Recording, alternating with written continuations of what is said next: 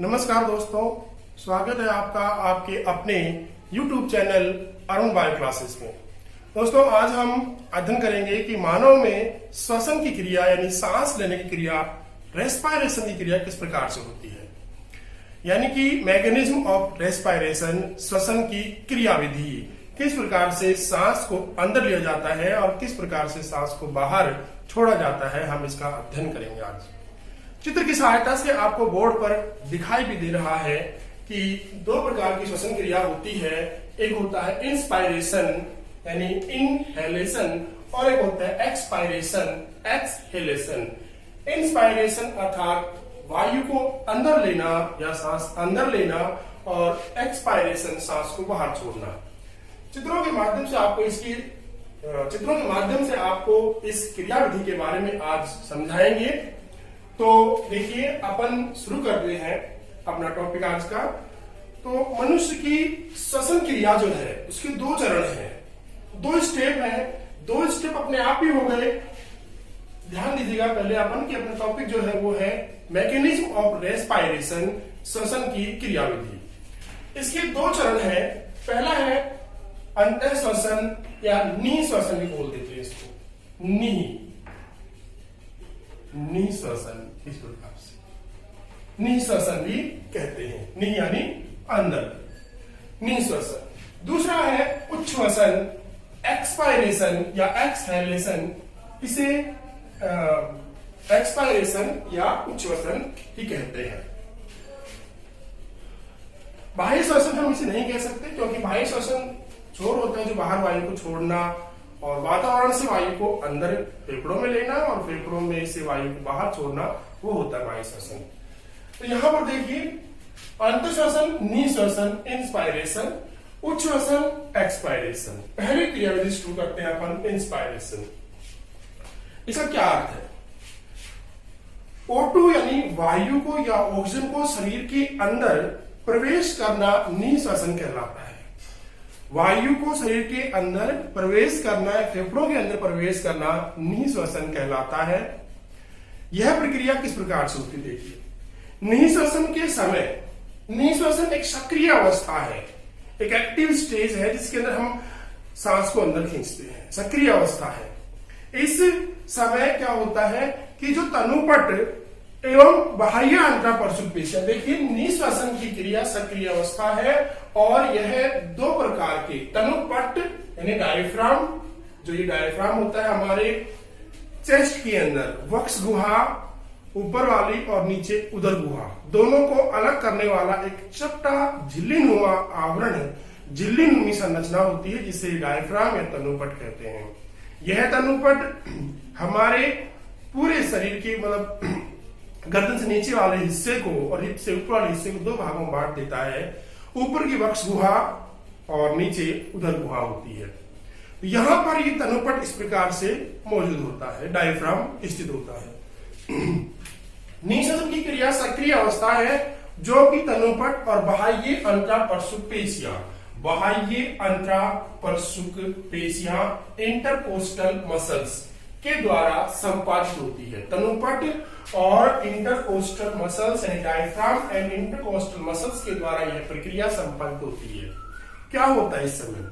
नी श्वसन के समय तनुपट की पेशियां संकुचित होती हैं। तनुपट यानी डायफ्राम की पेशियां संकुचित होती हैं। संकुचित होने से डायफ्राम जो है, तनुपट है, वो नीचे की ओर आकर के चपटा हो जाता है, अर्थात इस तरह सीधा चपटा हो जाता है, चपटा हो जाता है इस प्रकार से। देखिए, ये गुंबदाकार, डायफ्राम की एक्चुअल स्टेज गुंबदाकार होती है, लेकिन नी श्वसन के समय तनुपट की पेशियों में संकुचन होता है, जिस कारण से तनुपट गुंबदाकार से हट करके नीचे की ओर आ जाता है, चपटा हो जाता है। जब तनुपट नीचे की ओर आता है तो वक्ष गुहा का आयतन बढ़ जाता है। ये नीचे की ओर आता है तो वक्ष गुहा का आयतन बढ़ जाता है। दूसरा, बाह्य अंतरापरशुक पेशियों में भी संकुचन होता है। बाह्य अंतरापरशुक पेशियों में संकुचन होने से, उनके खिंचाव से पसलियां ऊपर की ओर उठती हैं। बाह्य अंतरापरशुक पेशियां इंटरकोस्टल मसल्स के अंदर संकुचन होने से पसलियां जो है ऊपर की ओर उठती हैं। इस कारण से भी वक्ष गुहा का आयतन बढ़ जाता है। दोनों ही प्रक्रिया तनुपट के संकुचन और बाह्य अंतःप्रसूत पेशियों दोनों के संकुचन के कारण से, दोनों की मिलजुली प्रक्रिया के कारण से वक्ष गुहा का आयतन बढ़ जाता है। वक्ष गुहा का आयतन बढ़ने से उस गुहा के अंदर वायुमंडल का दाब, वायु का दाब कम हो जाता है, अर्थात वायु का दाब वक्ष गुहा के अंदर कम हो जाता है और बाहर ज्यादा होता है। अंदर और कम होता है, बाहर ज्यादा होता है, तो वायु को बाहर से अंदर की ओर खींच लिया जाता है। इस वायु को अंदर की ओर तब तक खींचा जाता है जब तक कूपिकाएं वायु से भर ना जाए। जब कूपिकाएं वायु से भर जाती हैं, अर्थात वायुमंडल का, अर्थात वक्ष गुहा का वायुदाब वायुमंडल के वायुदाब के बराबर हो जाता है, तब इनहेलेशन की प्रक्रिया रुक जाती है, इंस्पायरेशन की प्रक्रिया रुक जाती है। ध्यान दीजिएगा एक बार फिर से। देखिए, सबसे पहले तनुपट की पेशियों में संकुचन होता है, जिस तनुपट जो है गुंबदाकार, इस प्रकार से गुंबदाकार होते हुए चपटा हो जाता है नीचे की ओर, वक्ष गुहा का आयतन बढ़ जाता है। इसी समय अंतःप्रसूत, बाह्य अंतःप्रसूत पेशियों में भी संकुचन होता है, जिससे पसलियां ऊपर की ओर उठ जाती हैं। इन दोनों की सम्मिलित प्रक्रिया के कारण से वक्ष गुहा का आयतन बढ़ जाता है और वक्ष गुहा के बढ़े हुए आयतन में वायु का दाब कम हो जाता है। बाह्य वायुमंडल के दाब से अंदर का वायु का दाब कम हो जाता है। इस कम हुए वायु दाब को बराबर करने के लिए बाहर की वायु शरीर के अंदर फेफड़ों प्रवेश कर जाती है। तब तक प्रवेश करके जब तक कि बाह्य वायुमंडल का दाब और अंदर फेफड़ों के अंदर से वायु का दाब बराबर ना हो जाए, तब वायु को अंदर खींच लिया जाता है। इस प्रक्रिया में जो वायु का मार्ग होता है, उस पर आप ध्यान दीजिएगा। वायु का मार्ग क्या होता है, यहाँ पर लिखा है वायु का मार्ग। वायु का मार्ग क्या है? वायु सबसे पहले नासा द्वार के द्वारा अंदर ग्रहण की जाती है। नासा द्वार से वायु नासा गुहा नेजल कैविटी में जाती है। नेजल कैविटी से आंतरिक नासा छिद्र, जो कि ग्रसनी के पास स्थित होते हैं। आंतरिक नासा छिद्र, दो प्रकार के नासा छिद्र, बाह्य नासा छिद्र जो बाहर की ओर होते हैं और आंतरिक नासा छिद्र अंदर की ओर होते हैं। आंतरिक नासा छिद्र से वायु ग्रसनी में जाती है और ग्रसनी से फिर बढ़ जाता है। दो ग्रसनी जो है एक ही पार्ट होता है, एक नलिका होती है जो कि भोजन नली और श्वास में दोनों का कार्य कर रही है। लेकिन आगे चल करके ग्रसनी दो भागों में बढ़ जाती है, एक बन जाती है श्वास नली और एक बन जाती है निगल आहार नाल, निगल द्वार होता है। ग्रसनी से वायु जाती है घाटी के अंदर, घाटी से वायु श्वास नली में, श्वास नली से वायु पहुंचती है श्वसनियों में, अर्थात दोनों ओर के फेफड़ों की श्वसनी, जिसमें हमने पहले फेफड़ों का जो अध्ययन किया था उसमें दोनों ओर की श्वसनी होती है। उन दोनों ओर की श्वसनियों के अंदर वायु प्रवेश कर जाती है। श्वसनियों से वायु जाती है श्वसनिकाओं में। श्वसनी आगे चलकर प्रत्येक फेफड़े के अंदर श्वसनी आगे चल करके श्वसनिकाएं बनाती, पत्ती नलिकाएं बनाती है। श्वसनिकाओं से वायु जो है वो वायु कूपिका वाहिनी, वायु कूपिका वाहिनी, वायु कूपिका वाहिनी क्या होता है? एट्रियम, वायु कूपिका कोष, यानी वायु कूपिका कोष एट्रियम होता है। वायु कूपिका कोष के अंदर अनेक वायु कूपिकाएं होती हैं, गुब्बारे के नुमा वायु कूपिकाएं होती है, गुब्बारे नुमा। उन वायु कूपिकाओं में अंत में वायु को भर दिया जाता है। इस प्रकार से इनहेलेशन की प्रक्रिया पूरी हो जाती है। तो फेफड़ों में वायु के प्रवेश को ही इनहेलेशन या इंस्पायरेशन या अंतःश्वसन या निःश्वसन कहा जाता है। इसके बाद आता है अपनी दूसरी प्रक्रिया उच्छ्वसन, यानी कि बाह्य श्वसन। एक्सपायरेशन, उच्छ्वसन या एक्सपायरेशन की प्रक्रिया पढ़ते हैं। इसमें देखिए, जैसे हमने इसके अंदर किया था उसका बिल्कुल विपरीत। अब आप एक बार निःश्वसन के चित्र पे ध्यान दीजिएगा। देखिए, यहां पर बाह्य अंतःप्रसूत पेशियों के संकुचन से पसलियां और उरोस्थी, ये हमारी पसलियां होती हैं, बीच में उरोस्थी हड्डी होती है, ये ऊपर की ओर उठ जाती है, फैल जाती है। पसली पिंजर इसके अंदर पूरा मौजूद होता है। डायफ्राम संकुचित हो जाता है, जिससे नीचे की ओर आ जाता है। चित्र में दिखा रखा है, नीचे की ओर तीर के निशान लगा करके संकुचित होता डायफ्राम। इस कारण से, यानी कि पसलियों के ऊपर उठने से, उरोस्थी के ऊपर उठने से और डायफ्राम के संकुचित होने से वक्ष गुहा का आयतन बढ़ रहा है। अब आते हैं अपन अपने उच्छ्वसन या एक्सपायरेशन पर। बिल्कुल ही इसकी विपरीत प्रक्रिया होती है। निःश्वसन की विपरीत क्रिया होती है उच्छ्वसन, अर्थात वायु को फेफड़ों से बाहर छोड़ना उच्छ्वसन, एक्सपायरेशन या इनहेलेशन कहलाता है। यह एक विश्राम अवस्था में, जब हम आराम से बैठे हुए हैं, लेट रहे हैं, सो रहे हैं, उस समय यह एक निष्क्रिय अवस्था है, इनएक्टिव स्टेज है, पैसिव स्टेज है। तो विश्राम अवस्था में उच्छ्वसन क्रिया स्वतः ही होती रहती है, वायु अंदर जाती है तो बाहर भी आती है। तो यहां पर देखिएगा इसके बिल्कुल विपरीत इसमें क्या हो रहा था, सबसे पहले तनुपट की पेशियां संकुचित, यहां पर तनुपट की पेशियां शिथिल हो जाती हैं। डायफ्राम का शिथिलन, यहां पर लिखा हुआ है शिथिलन, डायफ्राम की जो पेशियां हैं वो शिथिल हो जाती हैं अर्थात फैल जाती हैं। डायफ्राम की पेशियां ढीली पड़ जाने पर या शिथिल हो जाने पर डायफ्राम पुनः वापस गुंबदाकार हो जाता है और वक्ष गुहा की ओर बढ़ता है, वक्ष गुहा की ओर ऊपरी गमन करता है, ऊपर की ओर गमन करता है। साथ ही साथ यहां पर क्या हो रहा था, वो अंतरापरशु बाह्य अंतरापरशु पेशियों में संकुचन हो रहा था, अब यहां क्या होगा, बाह्य अंतरापरशु पेशियों में शिथिलन होगा, फैल जाएंगी। बाह्य अंतरापरशु पेशियों के फैलने से पसलियां स्वतः ही अपने भार के कारण से, पसलियों में जो वजन है उस वजन के कारण से स्वतः ही नीचे की ओर गिर जाएंगी, नीचे की ओर गिरना शुरू कर देंगी। ध्यान दीजिएगा तनुपट और बाह्य अंतरापरशु पेशियां, डायफ्राम और बाह्य अंतरापरशु पेशियां अर्थात इंटरकोस्टल मसल्स दोनों के अंदर शिथिलन होगा, फैलाव होगा, जिसके फलस्वरूप डायफ्राम जो है गुंबदाकार होकर वक्ष गुहा में ऊपर की ओर चला जाएगा और पसलियां हैं वो अपने भार के कारण से वापस नीचे की ओर वक्ष गुहा की ओर गिर जाती हैं। ऐसा होने पर वक्ष गुहा पर दाब बढ़ता है, जिस कारण से वक्ष गुहा का आयतन घट जाता है, वक्ष गुहा के आयतन में कमी हो रही है। पहले का वक्ष गुहा के आयतन में कमी, वक्ष गुहा के आयतन में कमी होने के कारण से अंदर की ओर फेफड़े दब जाते हैं, अंदर की ओर फेफड़ों पर दबाव बढ़ता है, जिस कारण से फेफड़े के अंदर भरी हुई वायु का दाब बाहर के वायु के दाब से ज्यादा हो जाता है और इस प्रकार से वायु को, जिस मार्ग से वायु प्रवेश करती है उसको उसी मार्ग से वापस विपरीत दिशा के अंदर पुनः बाहर निकाल दिया जाता है।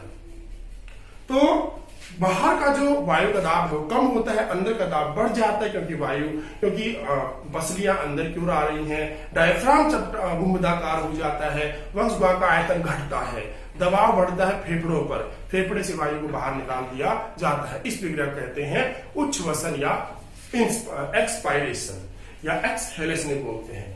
अब यह प्रक्रिया, उच्छ्वसन की प्रक्रिया जब हम एक्सरसाइज कर रहे हैं, शारीरिक परिश्रम कर रहे हैं, व्यायाम कर रहे हैं, उस समय यह एक सक्रिय अवस्था है, क्योंकि उस समय हम तेजी से श्वास बाहर छोड़ते हैं। जब भी कोई व्यक्ति दौड़ रहा हो या बहुत तेजी से काम कर रहा हो या एक्सरसाइज कर रहा हो तो उसमें देखा हो कि उसकी सांस बहुत तेज चलती है। उस समय क्या होता है कि उसमें यह उच्छ्वसन की प्रक्रिया एक सक्रिय अवस्था होती है। ये किस प्रकार से होती है, उस समय ये दोनों प्रक्रिया चलती ही है, अर्थात डायफ्राम का अनुशीतलन होता है, बाह्य अंतरापरशु पेशियों भी अनुशीतलन होता है, लेकिन साथ ही साथ वहां पर क्या होता है कि डायफ्राम में और अधिक अनुशीतलन हो जाता है और इसके अलावा बाहर अंतरापरशु पेशियां, आंतरिक अंतरापरशु पेशियां, देखिए दूसरा नाम है ये आंतरिक अंतरापरशु पेशियां, internal intercostal muscles, internal intercostal muscle जो आंतरिक अंतरापरशु पेशियों है उनमें भी संकुचन होता है। उनके अंदर इंटरनल जो आंतरिक अंतरापरशु पेशियां है उनमें संकुचन होगा, जबकि बाह्य अंतरापरशु पेशियां डायफ्राम में शिथिलन होगा, ये ध्यान रखिएगा। तो आंतरिक अंतरापरशु पेशियों में संकुचन होने से पसलियों को और भी अंदर खींच लिया जाता है, पसलियां और ज्यादा अंदर की ओर खींची जाती है। साथ इस समय उदरीय पेशियां भी संकुचित होती हैं, जो पेट की पेशियां होती हैं, उदरीय पेशियां होती है, वो भी संकुचित होती है और पेट भी अंदर की ओर, उदर भाग भी अंदर की ओर चला जाता है, जिससे डायफ्राम को और अधिक धक्का लगता है ऊपर की ओर, डायफ्राम और ज्यादा तेजी से ऊपर जाता है। आंतरिक अंतरापरशु पेशियां, इंटरनल इंटरकोस्टल मसल्स और उदरीय पेशियों के संकुचन के कारण से डायफ्राम और अधिक ज्यादा गुंबदाकार और पसलियां और भी ज्यादा अंदर की ओर आ जाती हैं, जिससे तेजी से दबाव बढ़ता है और बलपूर्वक वायु को बाहर छोड़ा जाता है, बलपूर्वक वायु को उच्छ्वासित किया जाता है। अतः यह उस समय एक सक्रिय अवस्था होती है। तो इस प्रकार से मानव जो है इंस्पायरेशन और एक्सपायरेशन की क्रिया करता है। फेफड़ों के उच्छ्वसन के समय यानी सक्रिय अवस्था में शारीरिक श्रम या व्यायाम के समय उसके अंदर फेफड़े तेजी से संपीड़ित होते, संकुचित होते से तेजी से वायु बाहर निकलती है। मनुष्य जो है एक वयस्क मनुष्य की श्वसन दर या संवातन, अर्थात श्वसन दर क्या हो गया, संवातन, वायु को अंदर लेना और बाहर छोड़ना, जो कि संवातन की जो दर होती है वो होती है 16 से 20 प्रति मिनट। कितनी? 16 से 20 प्रति मिनट। ये श्वसन की दर है। अगर 1 मिनट में जो वयस्क मनुष्य श्वसन क्रिया करता है वो होती है 16 से 20 प्रति मिनट की। इस प्रकार से उच्छ्वसन इंस्पायरेशन और एक्सपायरेशन की प्रक्रिया होती है। तो इसका आप इस पे इंस्पायरेशन का डायग्राम बना हुआ है, एक्सपायरेशन का डायग्राम है, साथ ही साथ वायु का मार्ग है। 2 प्रकार की पेशियां काम में आती है, उनके बारे में लिखा हुआ है, आप इसका स्क्रीनशॉट ले सकते हैं। अब देखिए मानव की एक्सपायरेशन और इंस्पायरेशन। इंस्पायरेशन यानी कि इनहेलेशन और एक्सपायरेशन यानी एक्सहेलेशन की प्रक्रिया किस प्रकार से होती है, इसके बारे में अध्ययन किया। इसके बाद हम पढ़ते हैं कि हमारे शरीर में वायु से संबंधित कुछ आयतन और हमारे फेफड़ों की कुछ क्षमताएं होती हैं। उन आयतन और उन क्षमताओं के बारे में हम अध्ययन करेंगे। तो जो भी क्षमताएं हैं, जो हमारे आयतन हैं, उनके बारे में बोर्ड पे सारे लिखे हुए हैं, जितने आपके सिलेबस में है उनके बारे में लिखा हुआ है। तो ध्यान दीजिएगा आप एक एक पर। सबसे पहले आता है ज्वारीय आयतन, टाइडल वॉल्यूम। ज्वारीय आयतन पहला है ज्वारीय आयतन, टाइडल वॉल्यूम, टीवी। क्या है ये? देखिए, सामान्य श्वसन के समय, सामान्य श्वसन यानी हम बैठे हुए हैं या आराम से चल रहे हैं, सो रहे हैं। सामान्य श्वसन के समय एक निश्वसन यानी कि एक बार श्वास अंदर लेने में, एक निश्वसन में ली गई वायु का आयतन। सामान्य श्वसन के समय एक निश्वसन में, एक अंतः श्वसन में ली गई वायु का आयतन या उच्छ्वसन प्रक्रिया के दौरान सामान्यतः छोड़ी गई वायु का आयतन। निश्वसन सामान्य रूप से और उच्छ्वसन भी सामान्य रूप से, दोनों ही सामान्य रूप से अगर हो रहे हैं तो उस समय निश्वसन में ली गई वायु का आयतन और उच्छ्वसन में छोड़ी गई वायु का आयतन टाइडल वॉल्यूम कहलाता है, टीवी कहलाता है, टाइडल वॉल्यूम कहलाता है। यह प्रति श्वास यानी कि एक श्वास में इसका मान होता है 500 ml। एक श्वास में इसका मान कितना होगा? 500 ml होता है प्रति श्वास। जबकि 1 मिनट में यह 6000 से 800 ml प्रति मिनट होता है। टीवी टाइडल वॉल्यूम क्या है? सामान्य श्वसन के समय एक व्यक्ति के द्वारा निश्वसन में ली गई वायु का आयतन और उच्छ्वसन में छोड़ी गई वायु का आयतन ज्वारीय आयतन कहलाता है। इसमें प्रति श्वास, एक श्वास के अंदर 500 ml वायु ली जाती है और छोड़ी जाती है, जबकि प्रति मिनट इसका मान 1 मिनट में 6000 से 8000 ml होता है। तो ये था ज्वारीय आयतन, टीवी। पूरी बात सुन करके आप अपने नोट्स बनाइए, उसमें लिखिए क्या बोला गया उस अनुसार। फिर से सुनिएगा एक बार कि सामान्य श्वसन के समय निश्वसन के दौरान ली गई वायु का आयतन और उच्छ्वसन के द्वारा छोड़ी गई वायु का आयतन टीवी टाइडल वॉल्यूम कहलाता है। प्रति श्वास इसका मान 500 ml होता है, जबकि प्रति मिनट इसका मान 6000 से 8000 ml होता है। दूसरा है निश्वसन आरक्षित आयतन, इंस्पायरेटरी रिजर्व वॉल्यूम, शॉर्ट में क्या कहेंगे? IRV। IRV inspiratory reserve volume, IRV। ये क्या है? देखिए, बलपूर्वक जो हम सामान्य श्वसन क्रिया तो कर ही रहे हैं, सामान्य श्वसन में हम सांस ले रहे हैं, लेकिन बलपूर्वक हम सांस लेते हैं ऐसे। तो बलपूर्वक अंदर ली गई वायु का आयतन निश्वसन आरक्षित आयतन कहलाता है। बलपूर्वक अंदर ली गई या बलपूर्वक निश्वसित की गई वायु का आयतन IRV इंस्पायरेटरी रिजर्व वॉल्यूम कहलाता है। इसका मान 2500 से 3000 ml होता है। 2500 से 3000 ml है क्या ये? कि बलपूर्वक निश्वसित की गई वायु का आयतन, ज्वारीय आयतन के अतिरिक्त बलपूर्वक निश्वसित या अंदर ली गई वायु का आयतन होता है IRV इंस्पायरेटरी रिजर्व वॉल्यूम। दूसरा अगला है उच्छ्वसन आरक्षित आयतन। जिस तरह से पहले वाला था उसी प्रकार से ये है। तो इसमें क्या कहेंगे? बलपूर्वक ज्वारीय आयतन के अलावा, बलपूर्वक ज्वारीय आयतन के अलावा बाहर छोड़ी गई वायु का आयतन। इसमें बलपूर्वक ऐसे हमने पहले ग्रहण किया, फिर हमने तेजी से सांस को बाहर छोड़ा, तो बलपूर्वक बाहर छोड़ी गई वायु का आयतन जो है एक्सपायरेटरी रिजर्व वॉल्यूम कहलाता है, यानी कि ERV कहलाता है। बलपूर्वक बाहर छोड़ी गई वायु का वह आयतन, वायु आयतन की वह अतिरिक्त मात्रा जो एक व्यक्ति बलपूर्वक बाहर छोड़ता है वह कहलाती है ERV, एक्सपायरेटरी रिजर्व वॉल्यूम। इसका मान 1000 से 1100 ml होता है।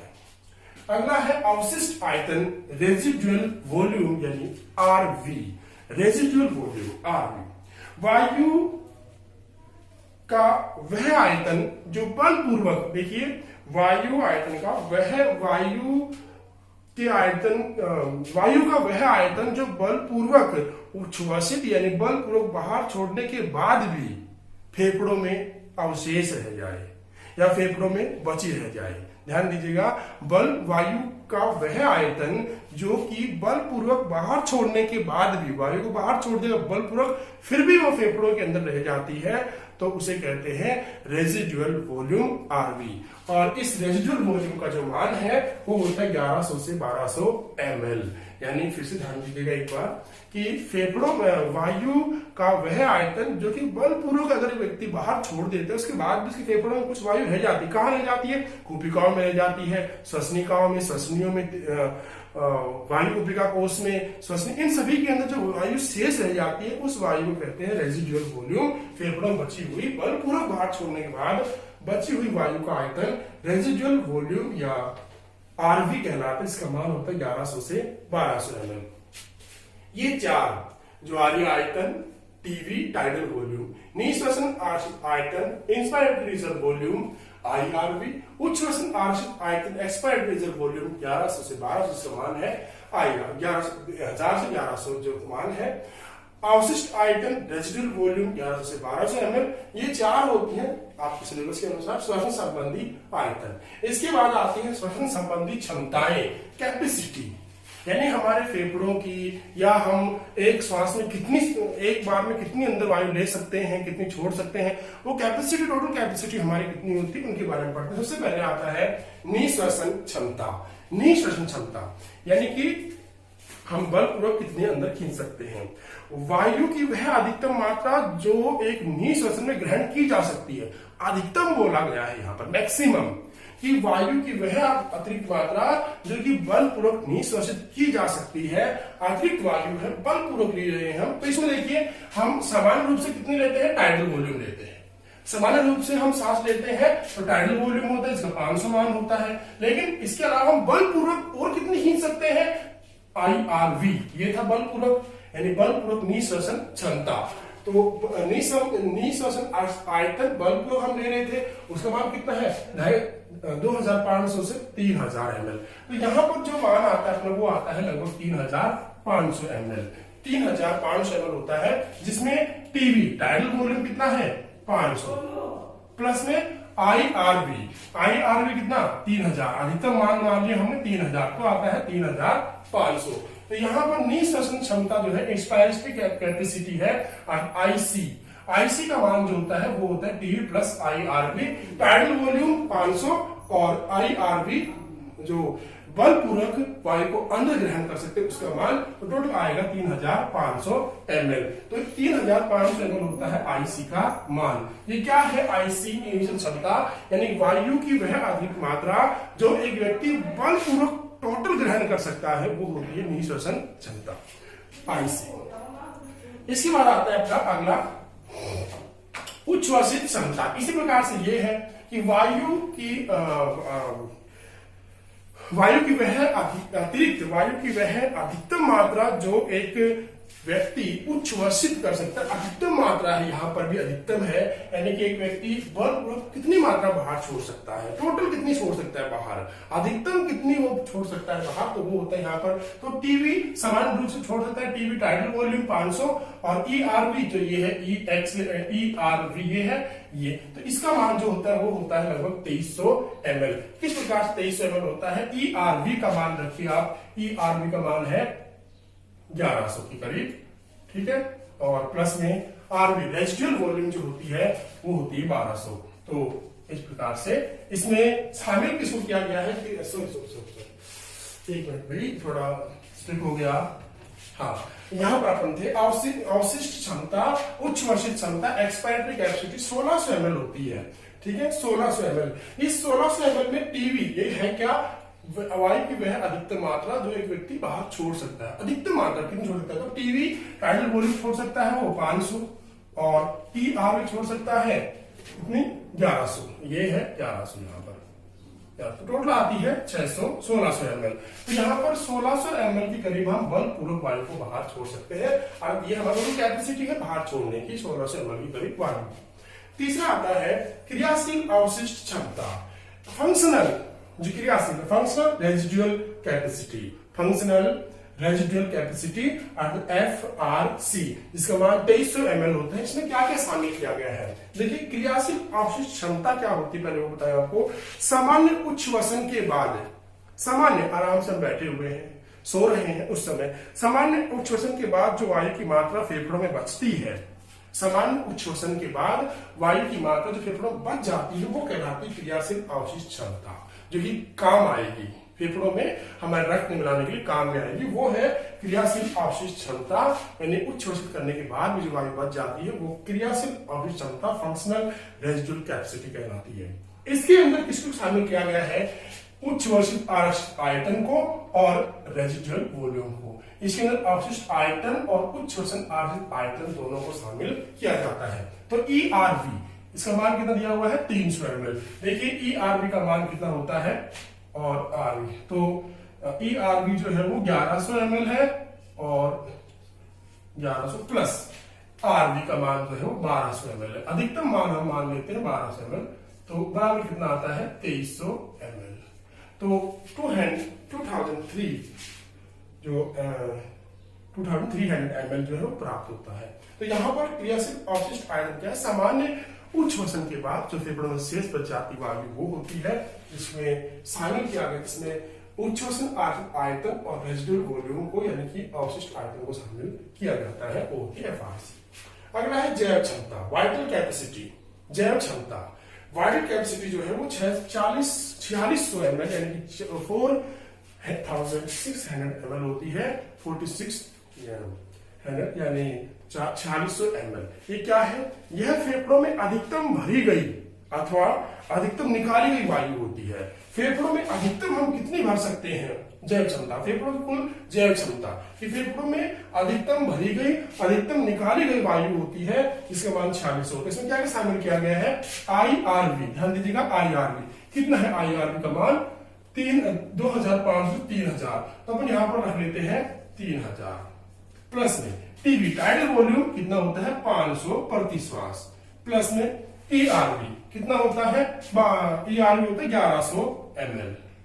अब देखिए कितना आएगा, ये जोड़िए इसको, ये आएगा 4600 ml, 11 5 15 और 3 11 6 16 1600 और 3 ये 3000, ये तो 4600 ml करीब अनुमान प्राप्त होगा।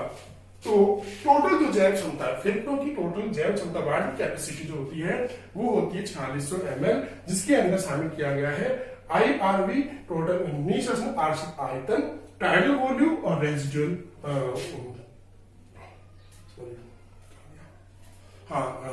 उच्छ्वसन आरक्षित आयतन ERV को शामिल करते हैं। अब आता है हमारे फेफड़ों की कुल क्षमता। हमारे फेफड़ों की कुल क्षमता कितनी है, कितनी वायु को वो अंदर ले सकता है, कितने को छोड़ सकता है।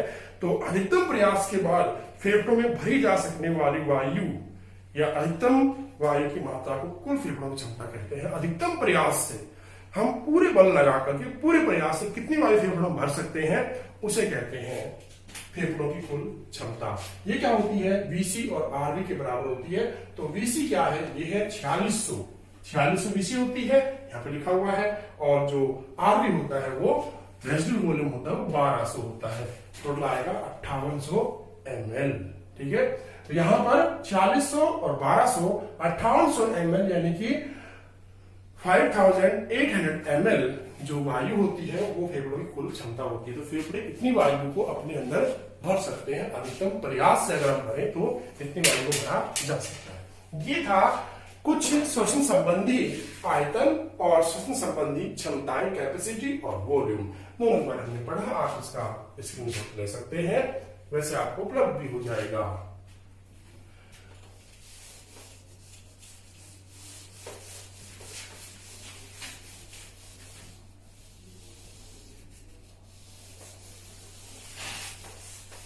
अगला हमारा टॉपिक है कृत्रिम श्वसन, artificial respiration.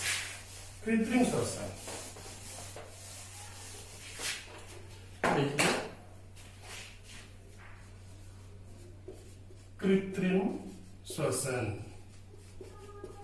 Artificial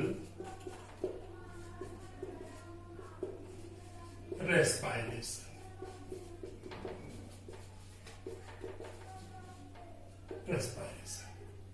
artificial respiration ये है कृत्रिम श्वसन या आर्टिफिशियल रेस्पिरेशन। देखिए कब इसकी जरूरत पड़ती है और ये प्रक्रिया क्या होती है। जब किसी व्यक्ति का किसी भी दुर्घटना जैसे पानी में डूब जाने से या चोट लगा, एक्सीडेंट हो जाने से या फिर दम घुटने से, कार्बन मोनोऑक्साइड या अन्य जो अविषालुता टॉक्सिक जो गैसें होती है उनके अंदर दम घुटने के कारण उसकी श्वसन क्रिया बंद हो जाती है। उस समय श्वसन क्रिया को वापस चालू करने के लिए हमें आवश्यक होता है कि उस व्यक्ति की श्वसन क्रिया को चालू किया जाए, या अन्य परिस्थितियों में श्वास बंद हो जाता है, सांस बंद हो जाता है, लेकिन हृदय स्पंदन, हृदय की धड़कन जारी रहता है। तो उसी समय जब उस व्यक्ति बेहोश हुआ है, उसकी सांस बंद हो गई है, हृदय स्पंदन जारी है उसका, तो उसी समय उसे जल्द से जल्द उसकी श्वसन क्रिया को चालू करना आवश्यक होता है।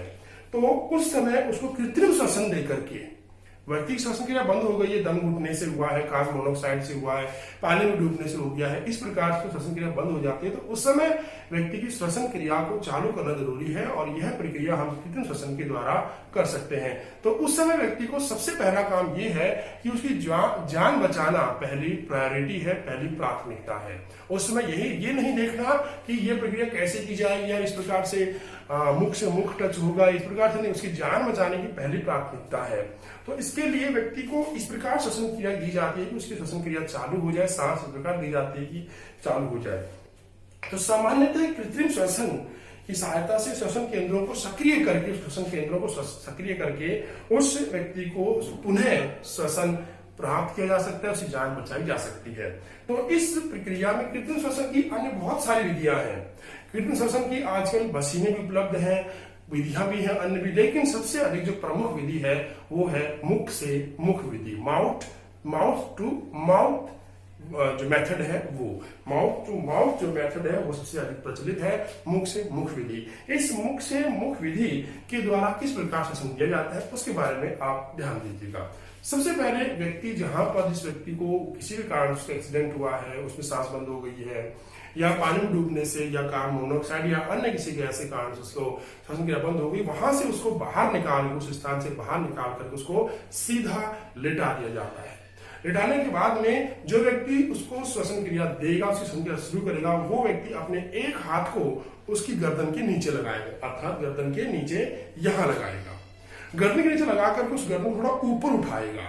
ऊपर उठाने से गर्दन ऐसे लटक जाएगी। लटकने से क्या होगा कि उसकी जो जीभ है वो श्वसन मार्ग से हट जाएगी, श्वसन मार्ग खुल जाएगा, जीभ पीछे की ओर खिसकेगी और श्वसन मार्ग खुल जाएगा। दूसरा हाथ उसे व्यक्ति को कहाँ रखना है, उसके माथे पर रखना है। एक हाथ गर्दन पर, एक हाथ माथे पर रखना है। माथे पर रखे हुए हाथ से उसकी नाक को इस प्रकार से दबा देना है। गर्दन वाला हाथ कभी हटना नहीं चाहिए, गर्दन ऊपर उठी ही होनी चाहिए ताकि श्वसन मार्ग सीधा खुला रहे, और एक हाथ उसके माथे पर रख करके उसकी नाक को बंद कर दे।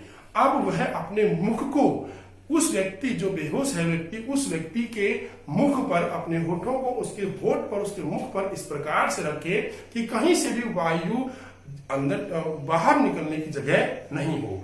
वायु माथे पर रखे। उसके बाद में कि इस परिस्थिति में यह ध्यान रखें कि मुख के ऊपर जब वो मुख अपना रख रहा है उस समय उसकी गर्दन खींची हुई हो, उसकी गर्दन खुली हुई हो।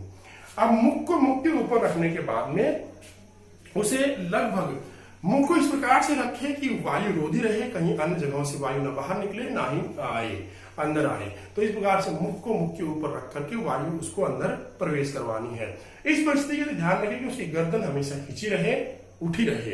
अब व्यक्ति को, उस श्वसन देने वाले व्यक्ति को मुख में 1 मिनट में लगभग 12 बार ज्वारीय आयतन के लगभग दुगनी ज्वारीय आयतन जो 500 ml हमने पढ़ा था, उससे भी दुगनी वायु उसको देनी है, उसके मुख के अंदर प्रवेश करवानी है, लगभग 1 मिनट में 12 बार। 1 मिनट में 12 बार ज्वारीय आयतन से दुगनी वायु उसके शरीर के अंदर प्रवेश करवानी है। साथ ही साथ उसके जो माथे पर रखा हुआ हाथ है, उसकी नाक जो बंद कर रखी है, उस नाक को खोल करके उसकी उच्च वसन का भी ध्यान रखें कि जो वायु अंदर जा रही है वो बाहर भी निकल रही है या नहीं। बार बार ये प्रक्रिया करने से उसके श्वसन केंद्र है, उसके फेफड़े हैं, वो चालू हो जाते हैं और व्यक्ति को फिर से पुनर्जीवन प्राप्त होता है। और कृत्रिम श्वसन के द्वारा उसकी श्वसन क्रिया पुनः चालू हो जाती है, जिसका कारण से उसको वापस पुनः जीवन मिल जाता है, उसकी सांस चल पड़ती है। तो इस प्रकार श्वसन, कृत्रिम श्वसन का भी आपके सिलेबस में टॉपिक है। कृत्रिम श्वसन कैसे किया जाता है और क्या है, इसके बारे में आपको बताया। अब आज की क्लास इतनी ही।